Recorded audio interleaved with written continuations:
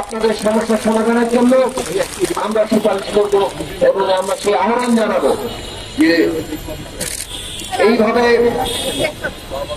যদি কোনো পদ্ধতিগত ত্রুটি বিচ্যুতি থাকে তাহলে তার দায় তো ওই যারা শিক্ষক হিসেবে পরীক্ষা দিয়েছেন এবং নিযুক্ত হওয়ার জন্য চেষ্টা করেছেন, সুপারিশপ্রাপ্ত হয়েছেন, তাদের উপরে বর্তায় না।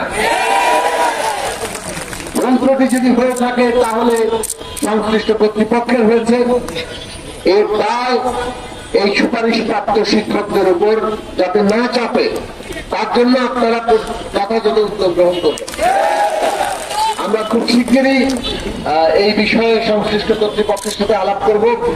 আপনারা আপনাদের দাবি জানিয়ে যাচ্ছেন, কিন্তু আপনাদের মধ্যে অনুরোধ করব যে একটা শান্তিপূর্ণ উপায়ে আপনারা যাতে আপনাদের কর্মসূচি পালন করেন। মনে রাখবেন, আমরা এমন একটা সময় অতিক্রম করছি যেখানে একটা অন্তর্বর্তী সরকার দায়িত্ব পালন করছে এবং আমাদের দেশের যে বাস্তবতা, সেই বাস্তবতা একটা কঠিন পরিস্থিতিতে এই অন্তর্বর্তী সরকারকে দায়িত্ব পালন করতে হচ্ছে।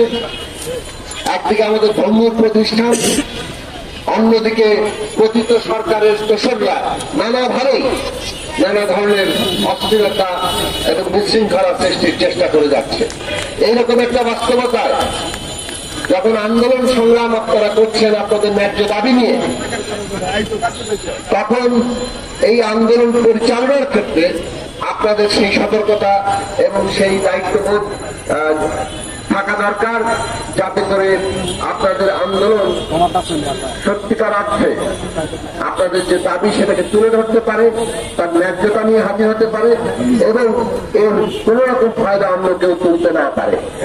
সেই সব বিবেচনায় রেখে আমি বলবো, আপনাদের দাবির ন্যায্যতা আছে, আপনাদের দাবিকে অবিলম্বে যাতে সুরাহা করা হয় সেজন্য সংশ্লিষ্ট কর্তৃপক্ষদের উদ্যোগ নিতে হবে।